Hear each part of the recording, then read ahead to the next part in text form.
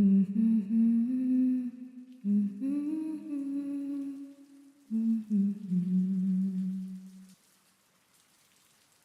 evening.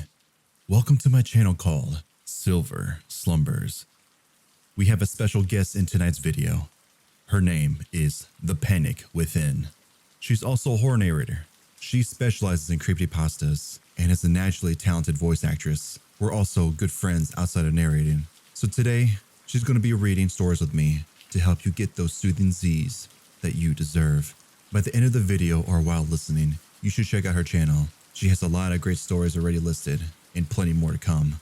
If you are enjoying what you're hearing, down below in the description box, if you'd like to buy me a coffee, it'll be really appreciated as it does help me to channel out. I thank you in advance. In today's video, ThePanicWithin and I are going to be reading True Cult Stories, Volume 1. So sit back, relax, and close those eyes and be careful. Don't get lost in the dark. Warning. Some of these stories contain graphic content. Many of them are religious ideas and contain assaults. Viewers' discretion is advised.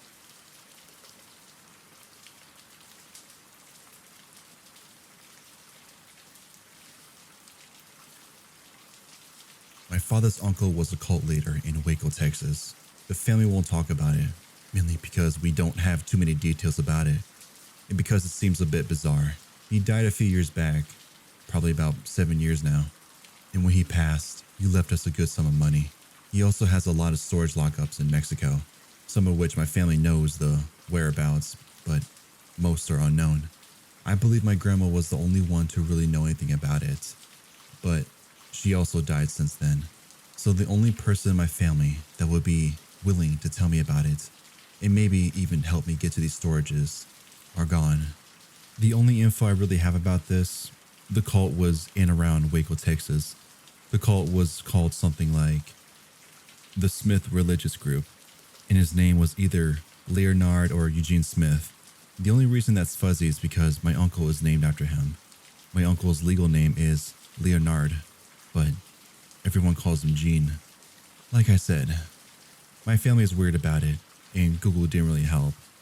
The cult was supposed to be very secretive.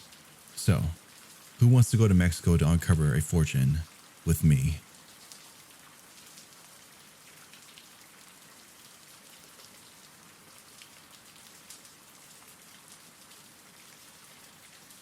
Exchange students sometimes have it worse. I was an exchange student from Malaysia and was placed in Missouri in 2006. They were a family of 4, son and daughter, and they lived somewhere around Webster Groves. They looked nice, warm, and welcoming, but it was all a facade, for they were trying to gain my trust. Coming from a country where all your neighbors are practicing a million different religions would kind of desensitize you or make you very aware. I was the latter. The first week was fine, but sometimes I would wake up a little early and find them gathered in the kitchen in a circle around the table, mumbling and whispering. They'd stop as soon as I entered. It was very disconcerting, but I brushed it off, thinking it was an American quirk. During the second and third week, it became worse. The boy wouldn't touch me because I'm born from sin, his words. And the girl was afraid of me because I spoke to the father whilst looking him in the eye. I started prodding her for answers whenever little things that I did, which are normal by the way, like reading before bed, talking directly to the parents, eating a sandwich, would elicit small gasps and hyperventilation. She told me that I have residues of the wicked and that I'm going to hell.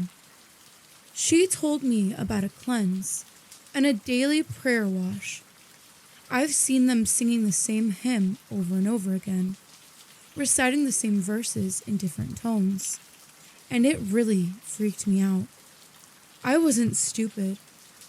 I realized I was in a cult when they took me to church.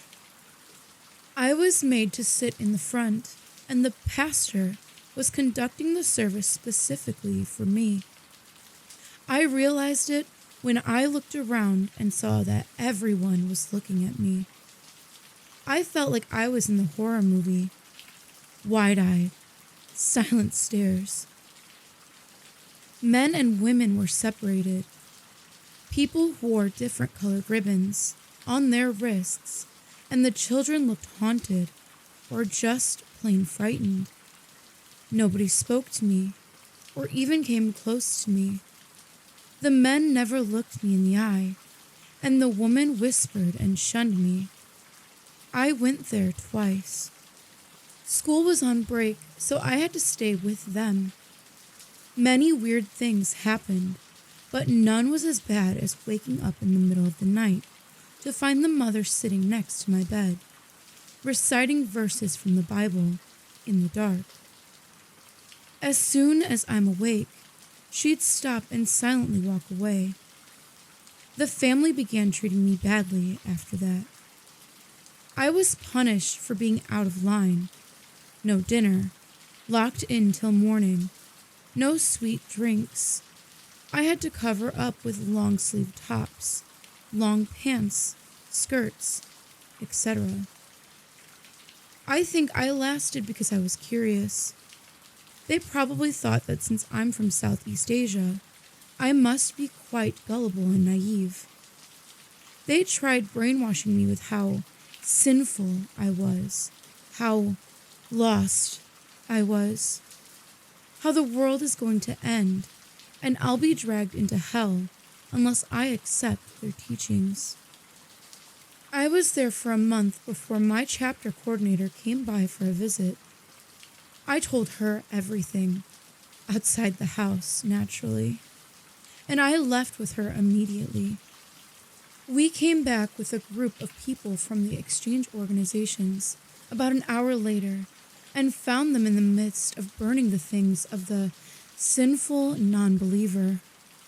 Thankfully, my passport and other relevant documents were untouched. I never found out what kind of cult they were.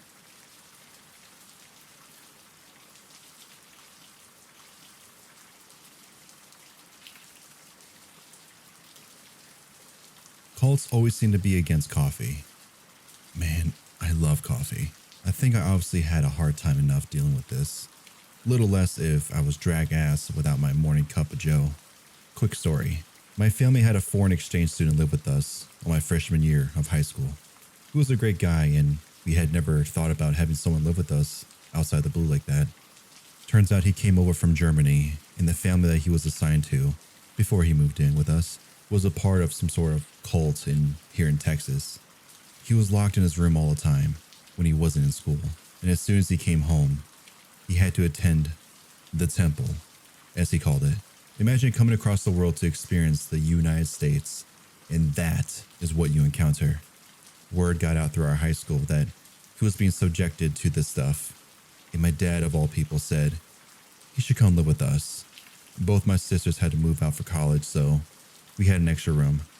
The second day after he moved in, I walk into the kitchen in the morning, and he started acting really weird, like freaking out.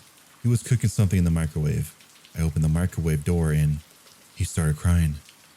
Turns out he was boiling a cup of water with confiscated coffee grounds so he could make a damn coffee cup. He said his previous host family literally beat him when they caught him making coffee and locked him in his room for a week.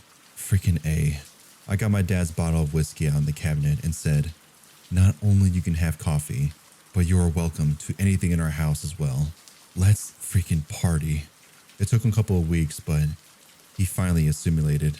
In the end, he actually became homecoming king of the high school. He also became my best friend for a year until he had to go back to Germany. I haven't spoken to him in probably 12 years, but I think about him all the time. If you're out there, Florian, I miss you, buddy.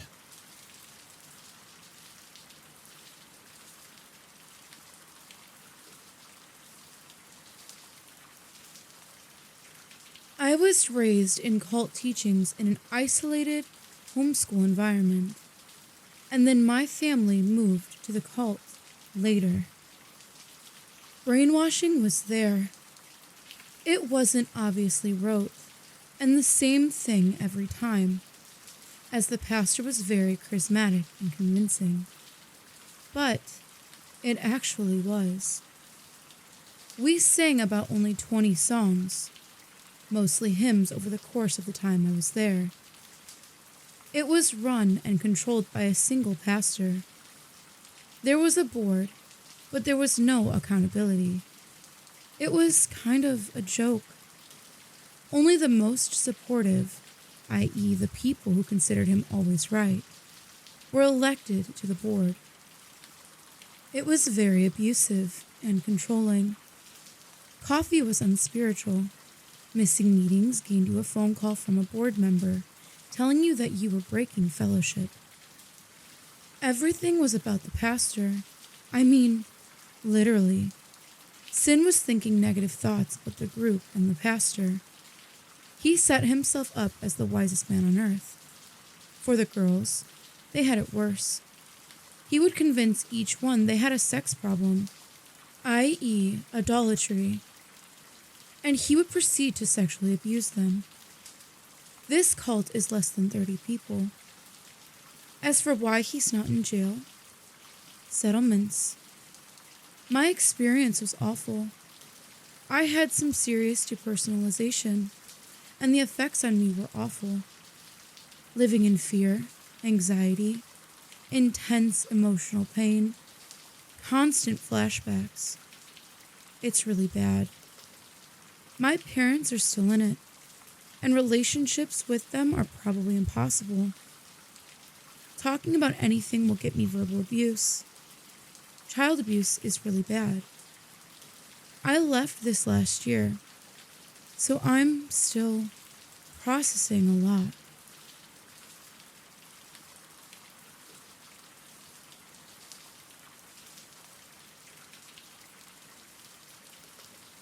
My mom almost got involved with one when I was little. She met this elderly couple who were part of a church and would come over every Thursday and Friday to say prayer, talk about God, and read the Bible with my mom. I thought it was nice because my mom is a big Christian. So I thought it was nice she finally had someone to talk to. But then things started getting odd. They started getting more aggressive, so to say. My mom told me one day that the man in the couple was feeling something was not right in our household. He never said what he meant until a week later. He said my dad and I were not right with God and were too worldly, and that my mom should leave us. She didn't really let this get to her, though, mainly because I think she was lonely. They then started asking for money or a seed. We were super broke at the time, but my mom still gave them somewhere between $5 to $10 a week. But then it got really, really weird. I finally met them one day because I was stuck home from school due to fake being sick. My mom suggested I meet them, and I did. They started doing that thing where one person would be praying really loudly and telling the devil off while the other one was behind me. Next thing you know, she's poking my forehead. I didn't know what she was doing, so I asked her to please stop. She kept going until my mom made her stop. The lady said I am too worldly and that my time will be soon. Okay. Here's how I know they were in a cult. Remember how I said they suggested my mom leave? They tried to make her leave one day, saying she could live with them because they have a big house with their church on the property and a few other members stay there too. My mom obviously said no, but they were not having it. They basically tried to mentally force my mom into going. She said it worked a little, but she knew what was right. She called the police, and the police made them get off the property while they screamed, yelling, "Have fun burning in hell," and other like terms. 2 years passed, and I was watching the news with my mom when, wouldn't you know it, the couple were on the news. They were charged with attempted kidnapping of another family's 2 to 3 kids. Yep.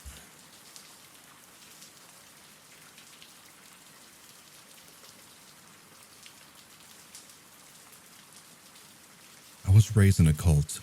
Both of my parents were members of the Children of God, nowadays called Family International. We traveled all over Europe from city to city, performed music on the streets, and passed out leaflets to convert people. I have many brothers and sisters, mostly from different dads, as the philosophy of the sect was kind of rooted in the free love hippie movement.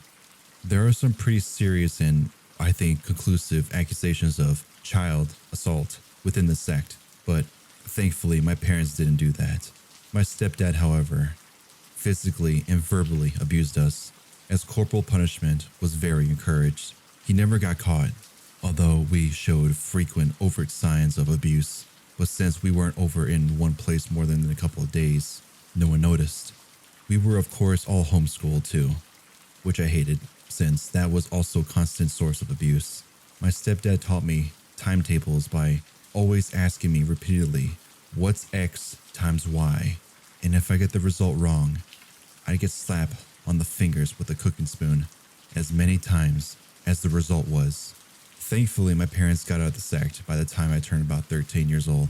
My stepdad did not give up on his habits though, which continued until I was old enough to fight back. Settling into regular school was very difficult, as I was constantly and heavily bullied for wearing secondhand clothing, not speaking German well, and being completely different. From a couple of years though, I went from the worst class to best and being kind of accepted. Nowadays, I still have some lingering issues, which I'm not sure if they'll ever be fixable. One of them is trust issues, which has also prevented me from so far from seeking therapy. It's also a very long time ago, so I've pretty much made my peace with it already. I think my parents got out of the sect before it got really crazy.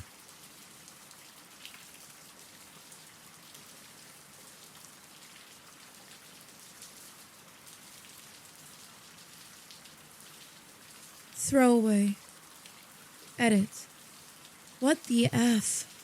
Thanks for the gold on my throwaway account. Still appreciate the contribution to Reddit though.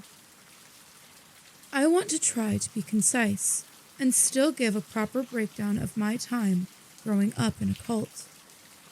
I'm going to start by breaking down the ideology.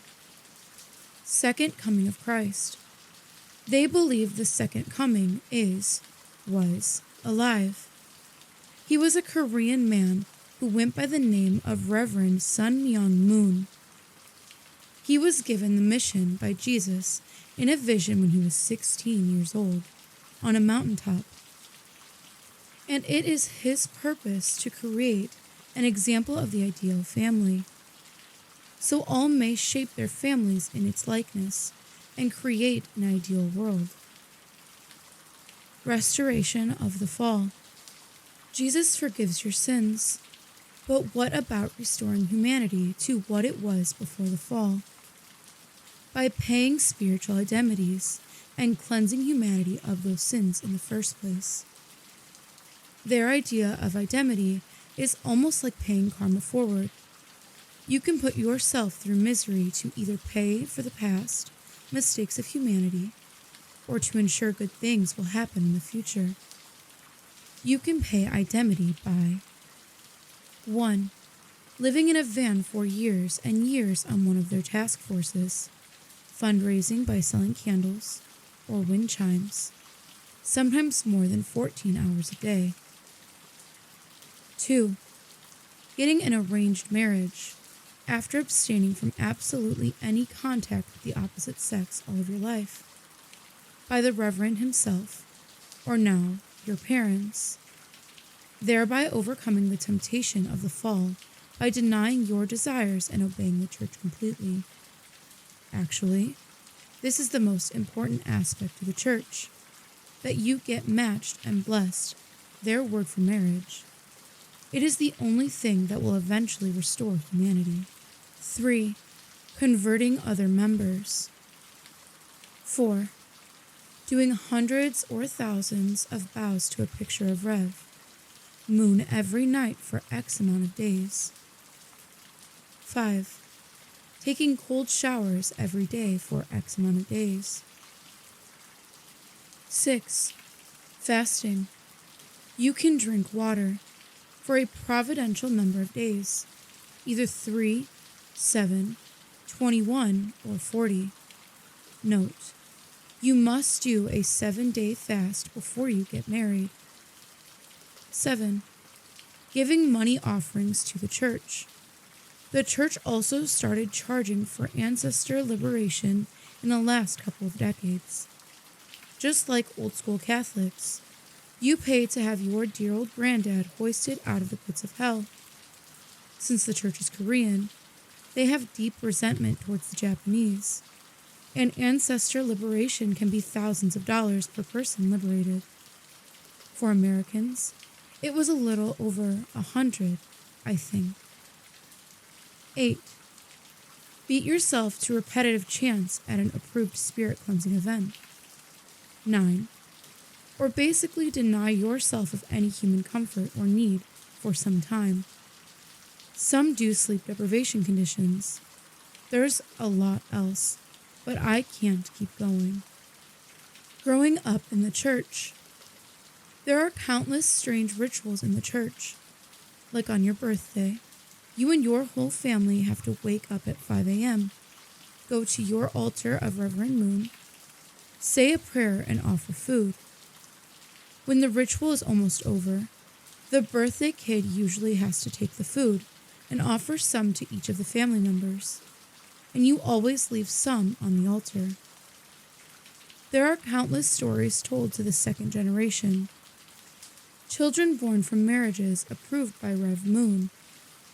We were supposed to have been born as purely as Jesus, without original sin.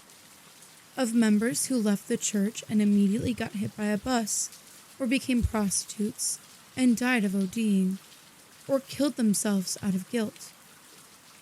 Koreans. Korea in the church is seen as the New Jerusalem, Koreans being the new chosen people. Every leader in the church is a Korean, despite the religion's heavy unification of world cultures and religions overtones. Koreans often were only matched to other Koreans. None of Moon's kids were allowed to marry anyone other than a Korean.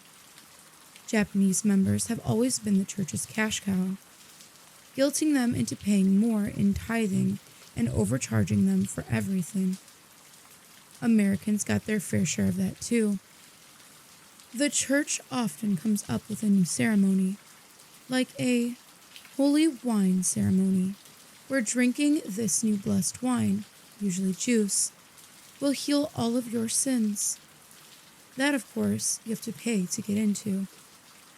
Sometimes, they just make a big plea for extra money, like their total life offering, which was something like, if you paid the church $16,000, you would never have to pay them for anything again, which was a lie. Some members took out second mortgages on their house to pay these offerings. My wrists were seriously hurting from typing this much, so I'll leave some space for questions. I haven't even made a dent into the beliefs, rituals, or culture of the church yet. I will say in response to people in this thread who ask how someone could fall for this, and how people could stay in it for so long. Cults like this never approach it like, hey, a Korean guy is the Messiah, you want to join?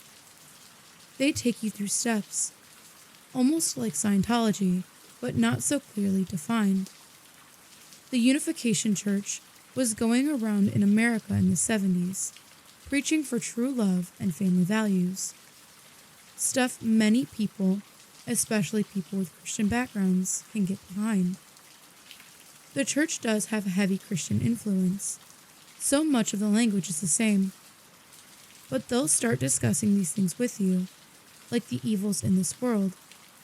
If Jesus restored the world, then why would there need to be a second coming? We should prepare ourselves for the next Messiah. A Messiah is exactly what we need. How else can we right the wrongs in this world? Once you get them going on that, you just pump them with all the same religious feel-good stuff. God is our Father. God is watching out for you. He wants the best for you. God hurts when you don't do what's right. And eventually, God becomes some kind of emotionally sensitive dude you have to coddle and take care of. Then, once your members are pumped, they're living in vans, they're trying to recruit other people, that's when you start with the deeper things. You know, the Messiah is here. The tension has been building to this moment for literally years. The members are overjoyed and can't wait to do anything this guy says so they can be like Jesus' first disciples. No one thinks they're a victim. They think they're literally saving the world. It appealed to a lot of people who were raised Christian but were dissatisfied with the contradictions or shortcomings of their parents' religion. Anyways, sorry for the block. I'm done for now.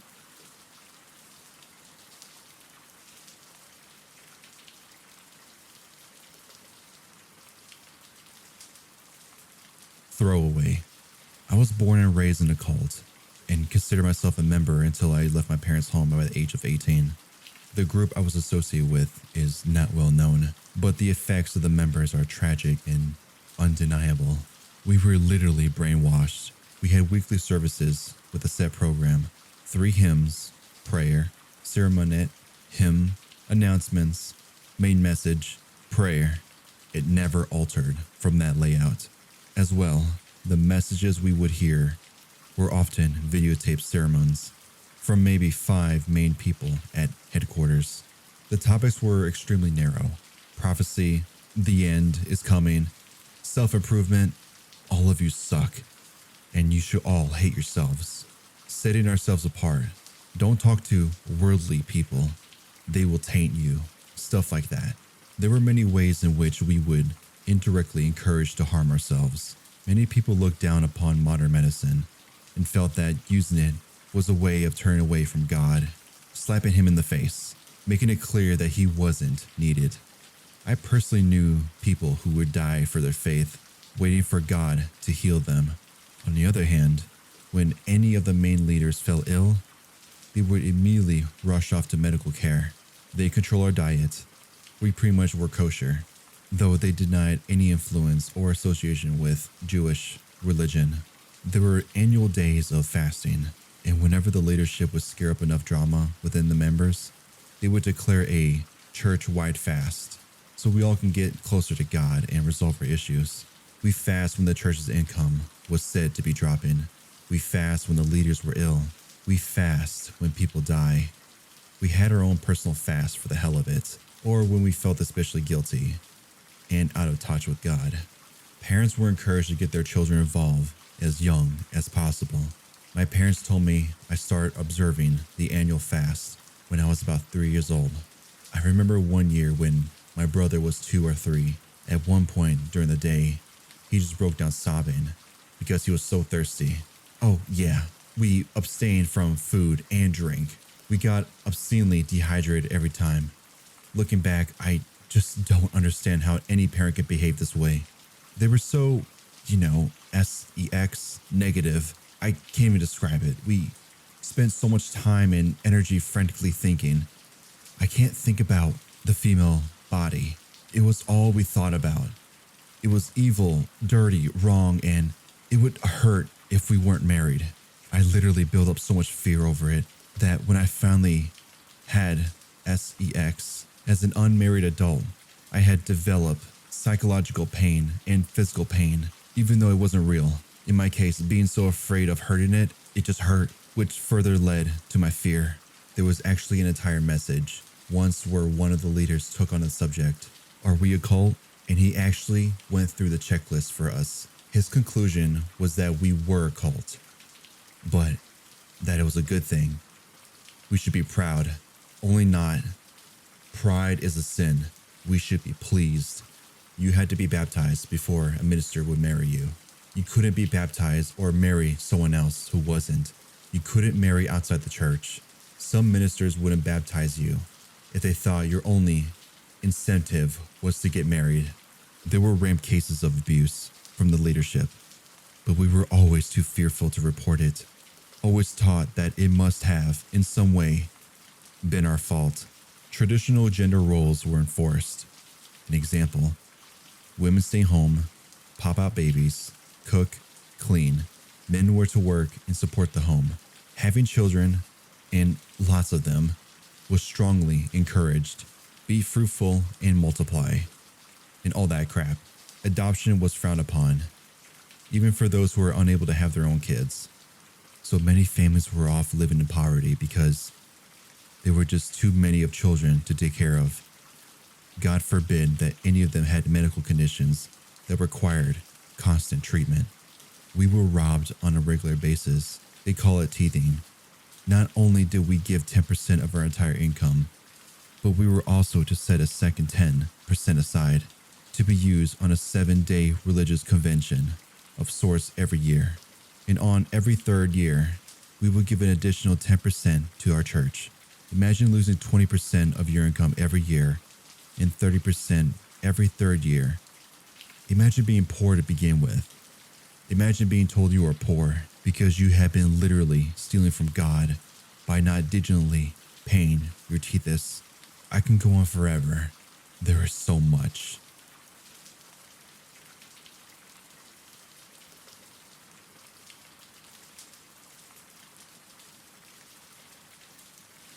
I'm surprised there aren't more former children of God / the family international babies posting on this thread. I was born and raised in the Family International, also shorter for TFI, and I'm convinced it is / was one of the most detrimental cults out there because of the way their doctrines were weaved into every tiny area of people's lives. Everything was dictated by leadership and controlled by peer pressure. It was a communal cult. Hive mentality was rampant. The type of food you ate, the way you dressed, who you lived with, the education you received, the movies you watched, the music you listened to, who you had passionate affection with, who you were married. Everything was controlled. There was absolutely no real free will allowed, and very minimal contact to the outside world happened, except if you were asking people for money or trying to convert them into Christianity / the cult. I left when I was in my early 20s, and it's only been a few years since then, so I'm still trying to unlearn a lot of things. I decided to go to college and get an education, and I am so miserable because basic things like how to study for an exam or how to interact with your professor are completely foreign concepts to me. I didn't find out till college that I'm pretty good at science and math, subjects that were highly discouraged in the group, or if taught at all, were either very simplistic, math only went up to basic algebra, if you were lucky, or taught with such a religious creationist spin that it's unrecognizable as science. Someone actually posted excerpts from the biology textbook I had in high school here on Reddit a while ago, and everyone was commenting, "Haha, those are all lies, and not real science."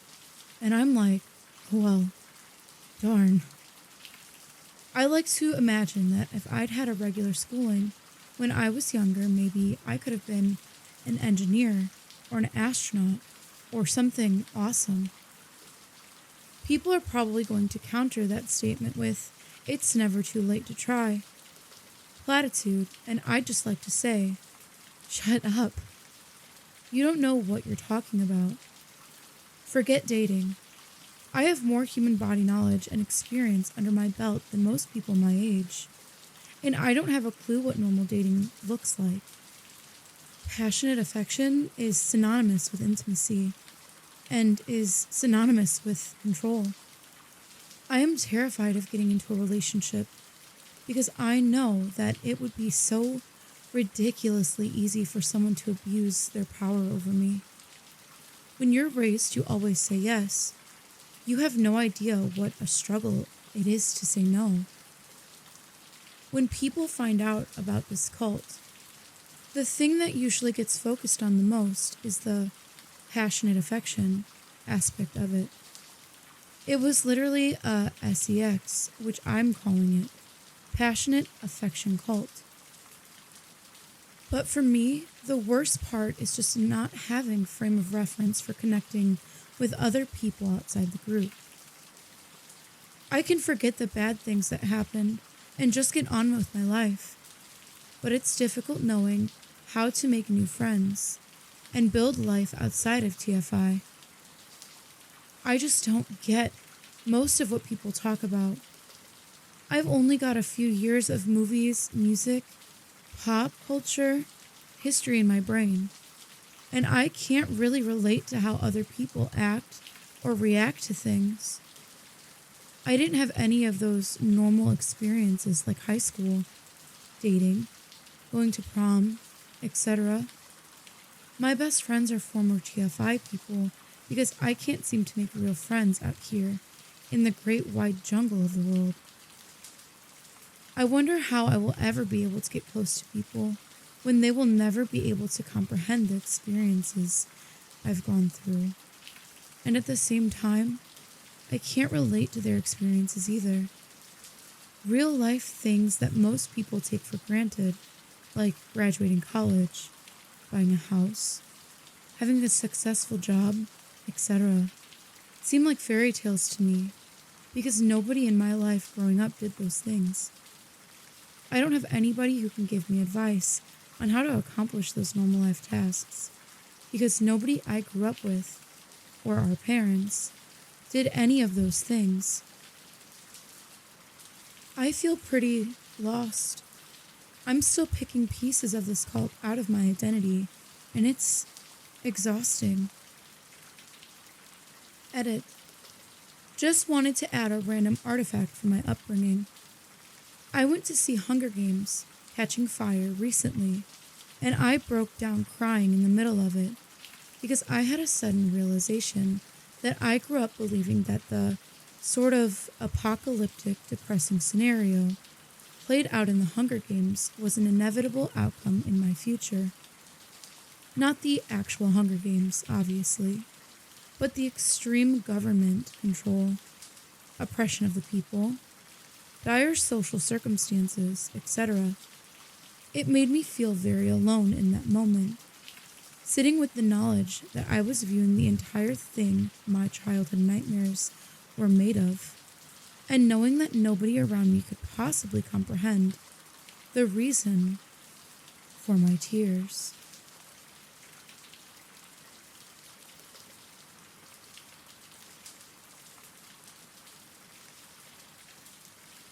I was married to a Scientologist.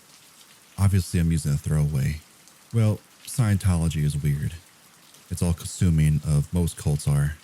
My ex-husband only knew and associated with people in Scientology. However, all his friends were actually very, very nice and really cool to me. I made a lot of friends through him. I never felt outwardly pressured to join sociology, but the insidiousness was obviously there. I'll get to that. Ex-husband was raised in it. You could say he was second-generation Scientologist. His parents joined up back in the L. Ron Hubbard days, and they were in it.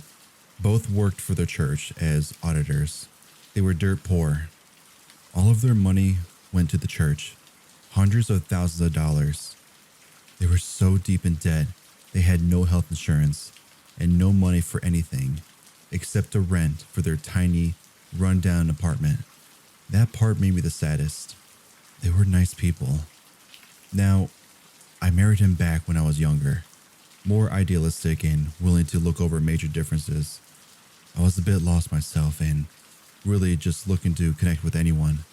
I was actually atheist and actually really against organized religion, but he always assured me that Scientology was not something he was active in and that it wouldn't be a problem.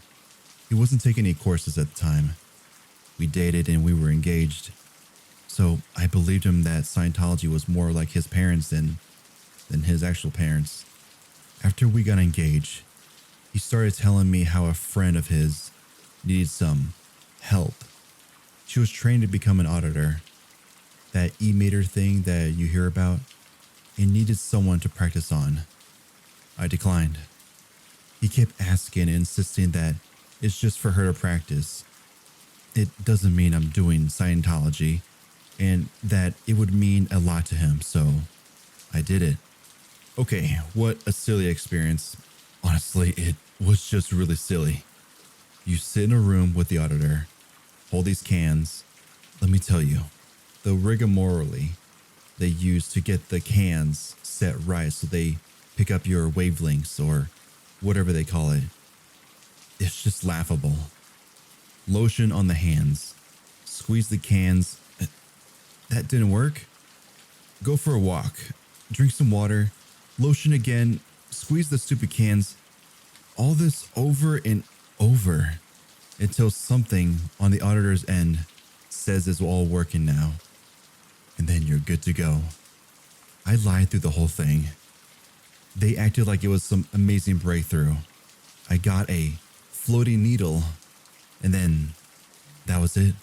However, I was then called over and over and over to come back in. What the heck? I thought this was a one-time thing to help out this chick. Nope. They were all over me.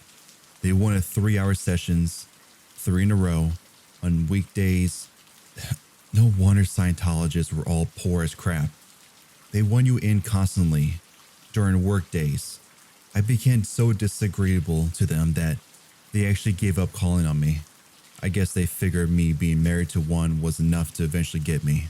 The Scientologists in the lower portion of the bridge tend to know nothing about this Xenu stuff. I asked them and they actually act like they never heard of it. I guess you don't get to read about that tech stuff until way later. The overriding insidiousness I saw was the learnability to scam people. I witnessed a Scientologist's own business get taken down by the feds for frauding their clients. The reason why I divorced him was because he stole a large sum of money from my account that was not to be touched. It just vanished, and he had nothing to say for it. He opened 2 credit cards in my name and maxed all of them. He put me in financial ruin. It was a disaster. Sorry if I was rambling and all over the place. It's been a number of years since, and I haven't really talked about it in a while. Ask me anything if you want.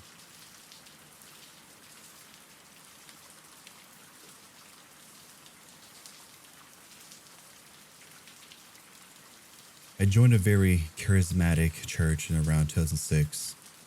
When I was 18 years old, I'm female. I was very involved and would attend church about 5 times per week.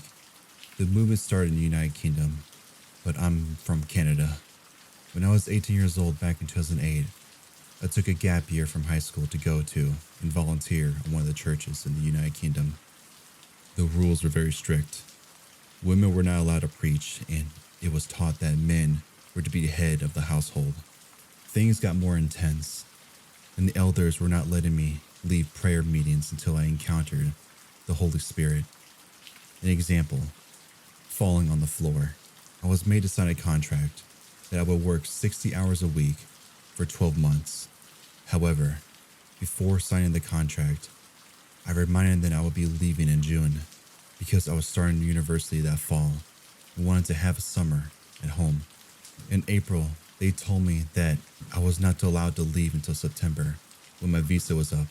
The elders told me that they had a meeting without me, and God had told them that I had to stay for the rest of the year. Being an 18-year-old, I was naive and terrified. I told my parents. My parents threatened to go to the media, as I was being held against my will in the United Kingdom. The elders from my church back in Canada basically had a lot of bad press already, so they convinced the elders in England to let me go. Since I have become an atheist, but not without being kicked out of the church first, because I smoke a lot of pot. If I ever asked questions, they would tell me that I have a deceiving spirit and try to pray it out of me. They only let me read the books that they said I could. It was awful.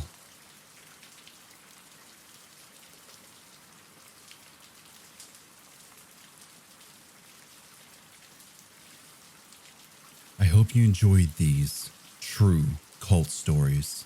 If you made it this far, I want to thank you for tuning in. I hope you enjoyed these stories as much as we did. Thank you, ThePanicWithin, for joining me. If you are asleep, well, maybe you can hear me in your dream world. Keep dreaming, as this is the only time where you can escape reality. And I'll let you listen to the rain. Enjoy the slumber world.